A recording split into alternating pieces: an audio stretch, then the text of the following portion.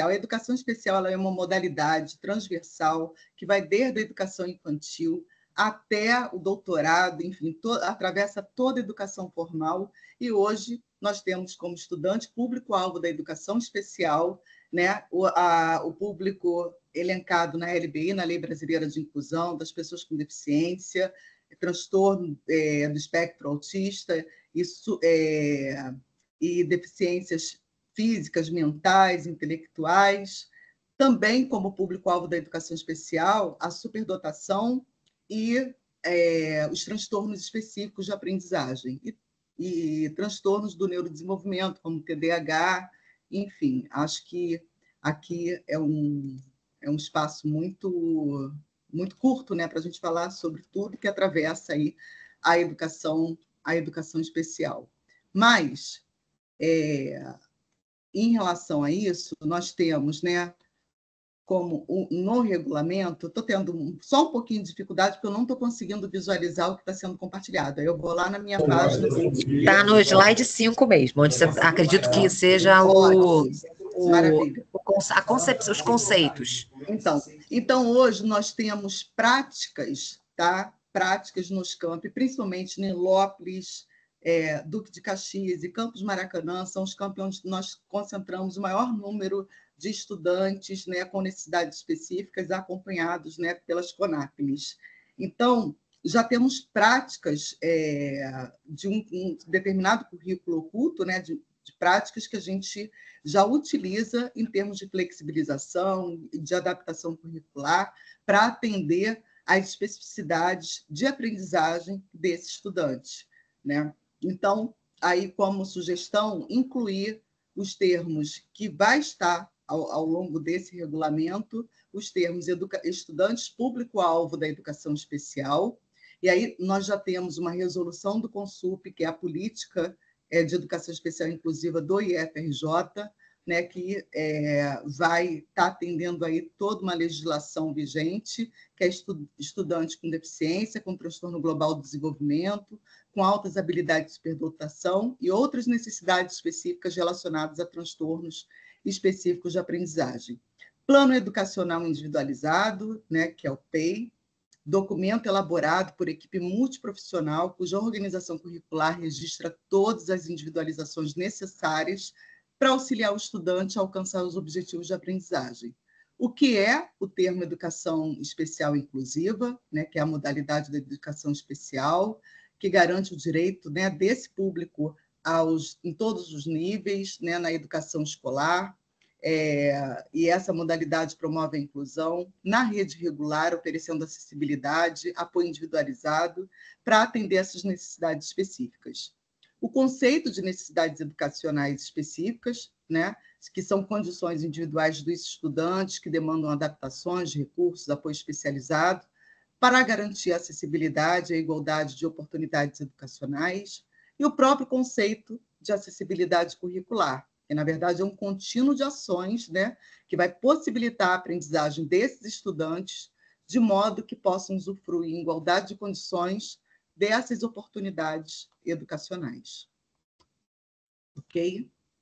Perfeito. A gente segue na página 35. Slide 35. Vamos lá.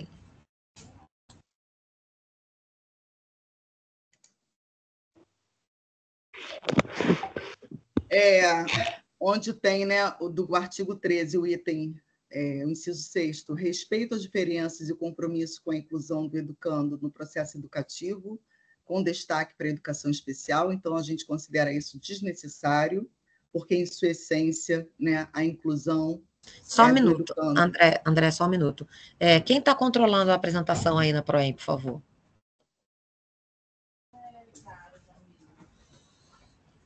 Gente? A Gil está passando. É porque não tá passando. A gente ainda está no glossário.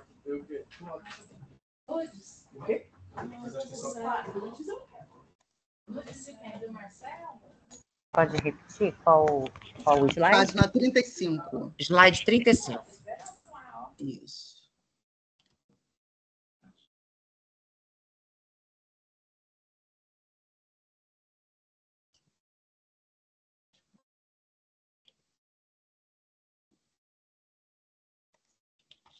se já estiver Pronto, aparecendo. chegamos. Chegamos. Unidade é o respeito às diferenças e o compromisso com a inclusão do educando no processo educativo, com destaque para a educação especial. A gente considera isso desnecessário, porque isso tem que ser, de fato, a todos, né? Mas no slide 36... Slide 36, por favor. A gente... Só um instantinho. Espera aí. Estamos aqui no slide 36. Só um instante, Alessandra, porque me deu uma desconfiguração aqui. Tá uma delícia. Espera aí. O assistente administrativo tem uma... Eu vou... No slide 36, a gente inclui, né, toda a parte relacionada à neurodivergência, porque não... Estou reabrindo aqui melhor. Eu posso fazer a leitura aqui. Então, a gente fez uma votação, né? E aí, o que foi aprovado na nossa reunião é que o inciso 5º seria redigido como unidade do processo educativo, atentando para o respeito à diversidade humana, em termos de classe, raça, gênero, deficiência. E aí a sugestão do CONAPNE é incluir neurodiversidade, necessidades educacionais específicas e todas as demais dimensões dessa diversidade, a partir da construção de currículos socialmente referenciados, em diálogo com a COTP, os núcleos institucionais, ou seja, o que está em azul, que todos os conselheiros estão vendo, a diferença. É a proposta de inclusão, certo, gente? Então, isso aqui é importante que a gente atente, certo? Mais à frente, 46. 46. Slide 46. A gente só incluiu o CONAPNE no slide 46. Tá? Slide 57. Agora o slide 57. Aqui no slide, só volta um instantinho, Gil. No slide 46, só há a inclusão da palavra CONAPNE, né? É importante que todos entendam. Nós não temos mais NAPNES, nós temos agora CONAPNES. É um acerto de nomenclatura, tá, gente? Não foi uma alteração. Estava NAPNE, foi incluído coordenação de NAPNE. E o próximo slide, qual é, André? Não, 57. Esse slide é muito importante porque nós estamos falando de regime, né, do regulamento de atividades pedagógicas domiciliares. E o nosso regulamento de atividades pedagógicas domiciliares, ele não prevê o que está posto, né, uma lei muito recente, de 6 de agosto de 2024, Lei 14.952, que versa sobre o regime especial. Não necessariamente regime especial tenha que ser um regulamento de atividade domiciliar.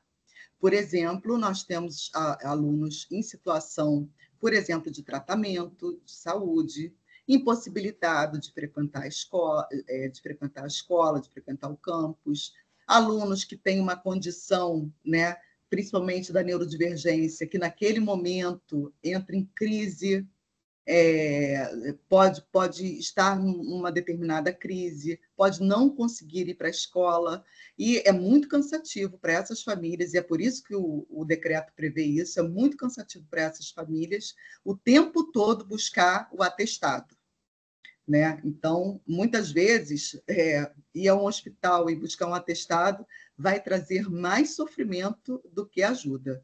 Então, para isso, tem esse regime. E, na verdade, esse decreto só diz isso, direito ao regime especial de quem? Da lactante e das pessoas, né, que têm alguma condição de saúde que requer um tratamento de saúde. Não mais do que isso. Então, cada instituição vai ter que normatizar, vai ter que discorrer sobre isso. O que acontece hoje? Tá?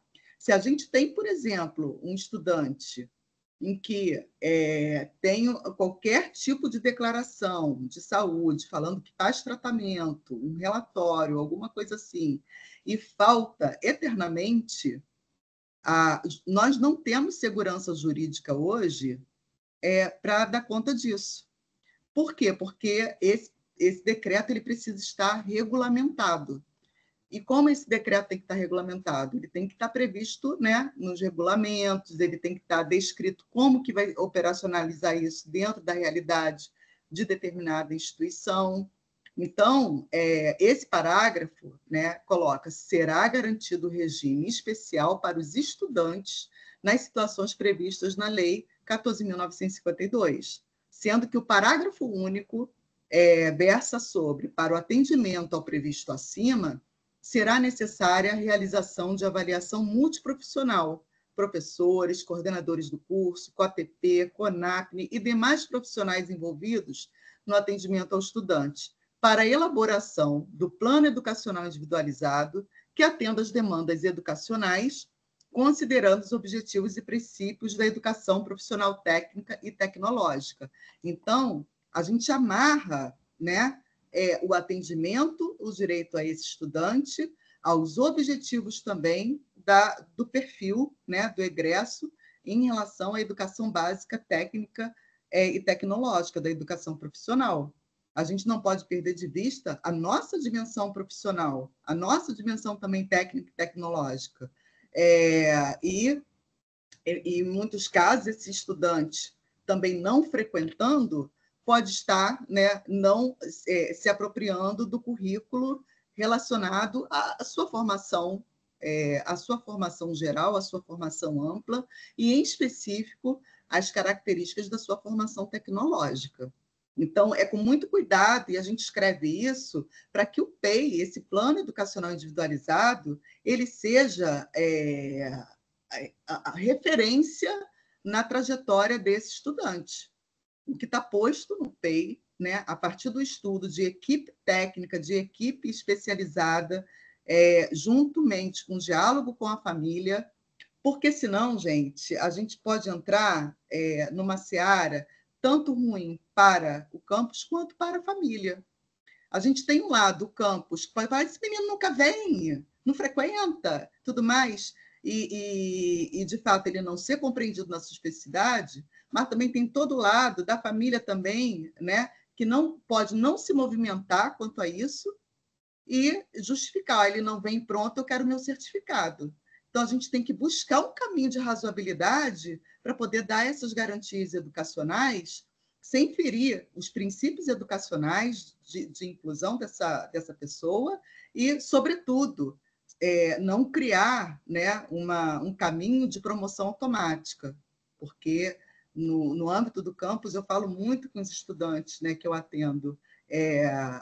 Nós levamos a formação de vocês com bastante seriedade, ao ponto, né, de não nos recusarmos a qualquer movimento que possa parecer promoção automática, porque você tem direito à educação. Então, por isso, esse parágrafo, tá, que é recente, não há ainda uma discussão, eu nem sei se todo mundo conhece, né, no âmbito do Brasil, mas ele chega e não há nenhuma normativa, só tem mesmo esse decreto, e a gente não tem ainda nada de orientação de como isso vai se suceder. Mas, se nós não temos nada escrito, nada esboçado, o que vai valer é a linha geral do decreto, que eu tenho direito ao regime especial, pronto, vou desaparecer. Não vou fazer prova, não vou fazer avaliação. E não é isso, né, que a gente está pleiteando, até porque nós estamos numa educação formal. O próximo slide, esse é o 57 ou 74.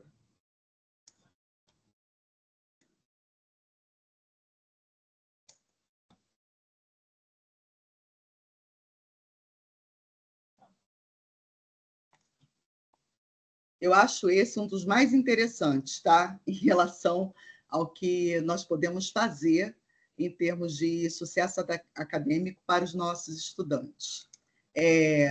Nós incluímos o seguinte: o estudante, público-alvo da educação especial inclusiva, atendido pela CONAPNE, e eu vou explicar depois por que atendido, quando reprovado, ficará sujeito a cursar o período com flexibilidade e adaptação curricular, e aí alguns exemplos, como liberação ou supressão de disciplinas em que foi aprovado, de acordo com o previsto na organização de seu plano educacional individualizado. Oba, todo mundo vai ser aprovado, eu não preciso, só estou reprovado em uma disciplina e agora eu só preciso ir uma vez para o campus. Não é bem assim. Cada caso é um caso, a gente faz estudo de caso, a gente analisa o perfil do estudante, o perfil da família, o perfil do curso, né? A gente já tem experiências muito exitosas no campus Duque de Caxias e agora iniciando o campus Maracanã.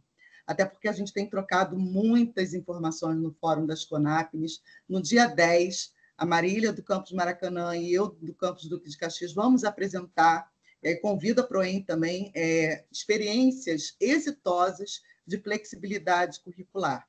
Né? Por exemplo, a gente tem um estudante que foi um caso de reprovação, que esse estudante ele cursou apenas disciplinas que ele ficou reprovado. Ele ficou livre, solto? Não. Ele foi para laboratório, reforçar, né, e trabalhar a sua psicomotricidade fina. Ele foi para a sua aula de reforço, com monitoria de inclusão. Ele frequentou projeto de extensão, ele intensificou o atendimento educacional individualizado, especializado. Então, é uma proposta de currículo que a gente faz para esse estudante para fazer um resgate da sua formação. Então, cada caso é um caso. Às vezes, ele é dispensado da nota, por exemplo. Olha, você vai frequentar porque a sua nota nessa disciplina foi muito limítrofe, e você pode, evidentemente, você vai cursar, mas você não está livre da frequência e vai ficar valendo a sua maior nota, né? A nota do semestre passado ou a nota desse semestre. Geralmente, a nota desse semestre é sempre maior, porque ele fica entusiasmado, ele fica livre do peso e ele faz a sua avaliação com mais leveza, né?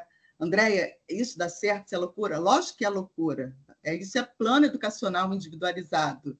Então, nós temos, por exemplo, no campus Duque de Caxias, nós temos 14, nós temos, no total de atendimentos hoje, entre egressos e que a gente atende, dá em torno de 64 alunos. Então, nós temos 14 alunos já formados. Desses 14, 8 foram para a universidade, das mais diversas deficiências. Então, esse estudante, em sua maioria, teve a flexibilidade curricular, entende? Para poder fazer esse reforço, para a gente poder acompanhar de perto. E eles percebem também, têm a autoconsciência de isso é desenvolvido, né, durante os nossos atendimentos, sobre a percepção deles como estudante, em que eles estão se desenvolvendo, e eles se sentem mais encorajados para seguir. Então, eu acho que isso vai ser um ganho, isso regulamentado vai ser um ganho imenso, e não só para estudantes da educação especial, se esse for o entendimento do CAET, mas para estudantes com muitas dificuldades de aprendizagem, né? E de estudantes com prejuízo escolar, né? Que não são acompanhados pela CONAPNE, porque é um cuidado que a gente tem no Fórum NAPNE, eu costumo falar que é para não napnitizar o IFRJ. Porque se todo estudante tiver dificuldade, né, a gente vai adotar o modelo médico de entendimento sobre formação. Então, não é assim. Então, esse estudante com dificuldade, seja por prejuízo escolar, seja por condições sociais, econômicas, culturais, seja o que for, e também por questões internas nossas, né, de uma matriz mais rígida, de uma concepção de uma metodologia mais tradicional e tudo mais, esse estudante que não vai estar se adequando tanto, talvez seja importante para esse perfil também, ou perfil de estudante que está quase jubilado, por exemplo, enfim, porque é uma experiência exitosa, a gente já pode comprovar isso em termos de sucesso acadêmico de alguns alunos, tá? Andréia, sem querer te interromper, porque eu jamais interromperia você sabe disso. Você tem 13 slides ainda com algumas observações. E aí é para te lembrar também, assim, esses ainda não foram votados, tá? Então, você vai ter que fazer você vai reprisar todas essas informações quando nós estivermos também fazendo a votação desses artigos. Tá? Ah, então tá. Para mim, já havia sido adiantada a discussão. Jamais. Então, paramos por aqui. Eu acho que é o central também. Depois a gente fala mais à frente da certificação, quando a gente retomar a discussão. Então, pessoal, o que é importante? Assim, eu acho que é fundamental que a gente tenha essa clareza. Primeiro, né, eu não preciso, a professora André dispensa apresentações, né? Então, se existe alguém hoje, né, eu costumo dizer que a gente tem quase que um binômio, né, da educação inclusiva, que eu aprendo todo dia, que é, sem dúvida nenhuma, a Amanda Carlo e a professora Andréia. Né? Não à toa, inclusive, a Andréia é referência para as minhas questões pessoais, né? Porque eu acho que todo mundo sabe aqui, eu tenho um filho no espectro autista, que agora a Andréia, inclusive, quebrou a perna e eu estou tendo que fazer uma adaptação, porque ele não entende que ele não pode botar o pé no chão.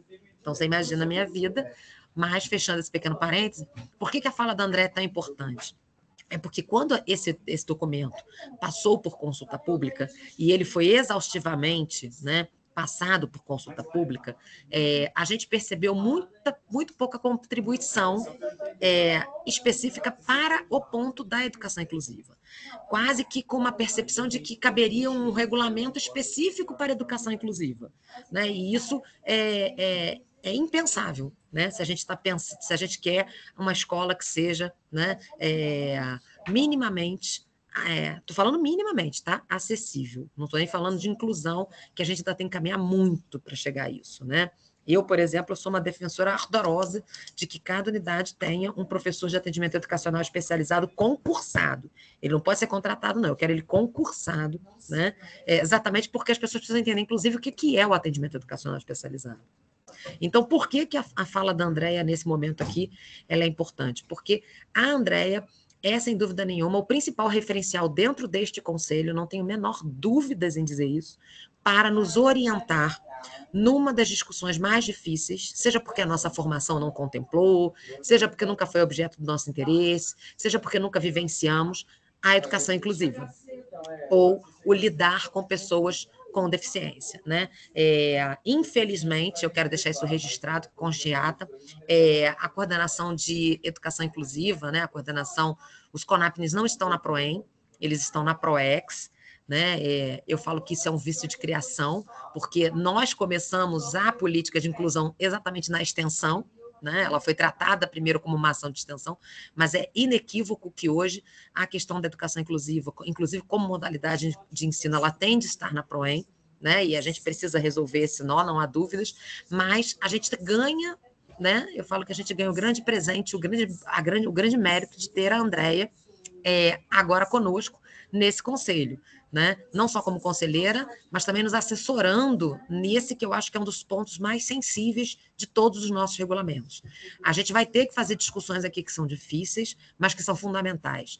Terminalidade específica, certificação, né, diferenciada para alunos com deficiência, muitas vezes, para mim, esse encargo é redobrado porque existe um senso comum que acha que mãe de autista faz militância, não faz política. E eu aqui não estou como mãe de autista, estou como gestora dessa instituição, como pró-reitora de ensino deste instituto. Estou dizendo e afirmando e determinando que este regulamento não sai sem um olhar específico e profundo sobre as questões da educação inclusiva que estão ainda à deriva na nossa instituição. Né? Hoje, a fazer educação inclusiva no nosso instituto, infelizmente, porque não é uma política institucional ou nacional, está sendo feito na força e na garra de ações individuais, como, por exemplo, de pessoas como a Andréia, como a Amanda e como tantos outros. Então, a Andréia, quando recebeu esse documento, ela fez a grita, e foi muito importante que essa grita tivesse acontecido, porque a gente traz essa questão para dentro do nosso trabalho, né? Entendendo que este regulamento ele vai ser o piloto de um regulamento que procura ser o mais inclusivo possível e que tem que ir da formação inicial e continuada até a pós-graduação. Então, para dizer para vocês que, assim, todos receberam esse documento. A partir de agora, todas as nossas discussões que dizem respeito a este regulamento, né, que vem sendo coordenada de uma forma brilhante pelo professor João Costeg, terão e considerarão no radar o tempo todo essa questão da educação inclusiva. Então, hoje a gente não faz, trocando em miúdos, regulamento para o aluno que a gente tem, né, para a grande maioria. Hoje, aluno com deficiência não é exceção na nossa instituição, ele é regra, né? E, como regra, ele precisa estar contemplado em todos os nossos documentos institucionais, certo? Falando isso, né, eu vou deixar aberta para último franqueamento de palavra, porque a gente já passou do teto da nossa reunião, e, diante disso, deliberar que a gente tenha efetivamente a inserção desse material e dessas contribuições no corpo do nosso texto para vislumbrar as aprovações necessárias, tá certo? Pode falar, Andréia. Tem uma pessoa na minha frente. Não, o Tomás esqueceu de abaixar a mão. Ah, tá. Olha, Alessandra, eu acho que esse é um momento muito sugestivo para que a gente discuta no CAET o pertencimento e organograma das CONAPNES, sabe? Porque é consenso, eu posso falar pelo grupo do Fórum das CONAPNES, é consenso que CONAPNE, o atendimento das necessidades específicas, ele é o ensino. A gente está falando de atendimento educacional especializado, a gente está falando sobre flexibilidade, adaptação, acessibilidade curricular. Se isso não for ensino, eu não sei o que é. A mediação está na sala de aula, a mediação está no laboratório, né, de prática, que é da educação formal. Então, a minha proposta, tá, é que a gente traga para o interior aqui desse conselho a demanda sobre discutir onde fica, né, no organograma das CONAPNES, porque a gente sabe muito que muita falta de diálogo existe justamente pelo espaço que é ocupado institucionalmente, cada setor, cada lugar e tudo mais. Então, as CONAPNES, né, dialogando diretamente com o ensino, vai trazer muito mais força e muito mais atendimento.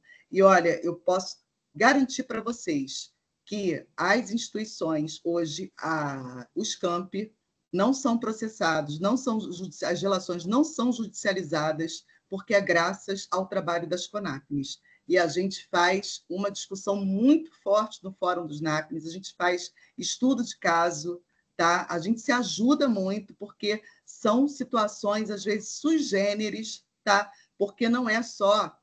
E a gente fala muito sobre deficiência, mas a gente tem que entender esse modelo social da deficiência e entender que a questão da deficiência é muito mais uma dimensão biopsicossocial, histórica e cultural do que a deficiência em si.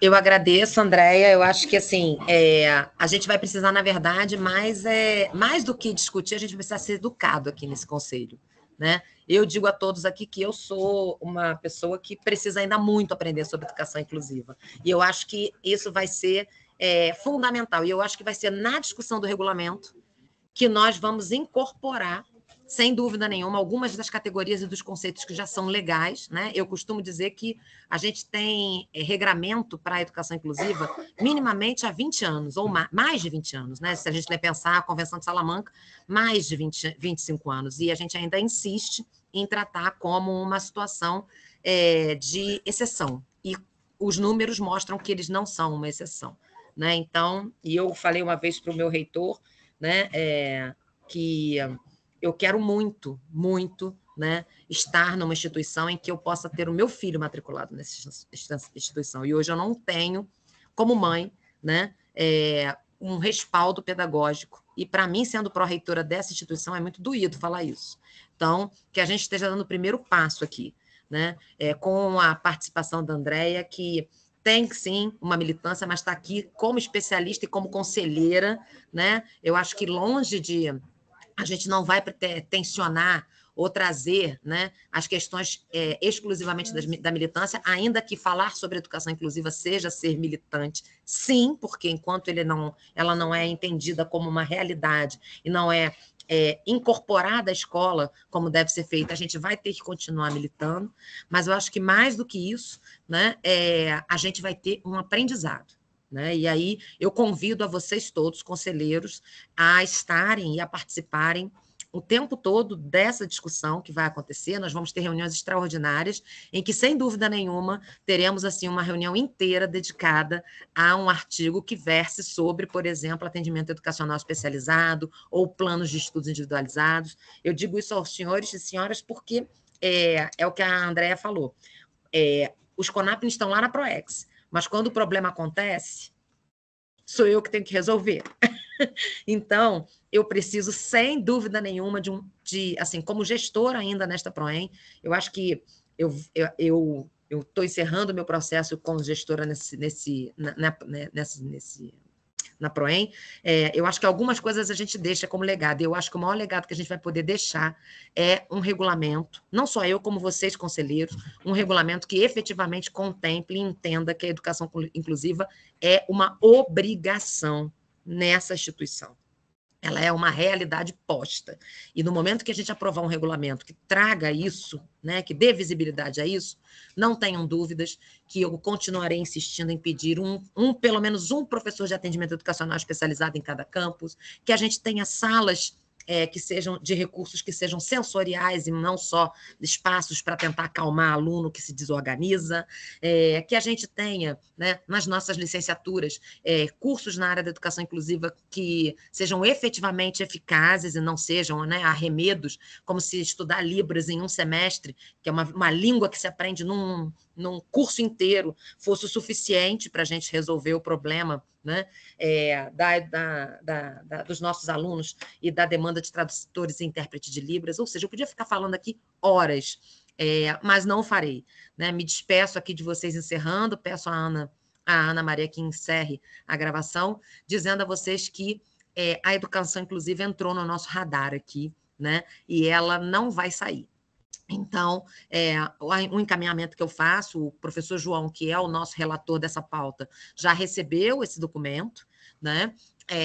A Andrea, ela está no nosso grupo de e-mails, ela pode ser a qualquer tempo convocada e convidada a fazer uma fala que dê um esclarecimento. Inclusive, João, para orientá-lo e orientar outras pessoas que tenham alguma dúvida na leitura do documento. Já estou colocando a André trabalhando mais do que os demais conselheiros. Mas é porque eu acho que é importante, né? A gente vai ter a necessidade de entender, né, que tipo de adaptação curricular, André, a gente está falando, que tipo de flexibilização a gente está falando, que isso não quer dizer passar aluno fácil, que isso é tentar garantir, né, o minimamente o que a lei define, que a educação é um direito de todos e nós, como servidores públicos da educação, temos que cumprir esse direito. Tá? Obrigada, gente. Nossas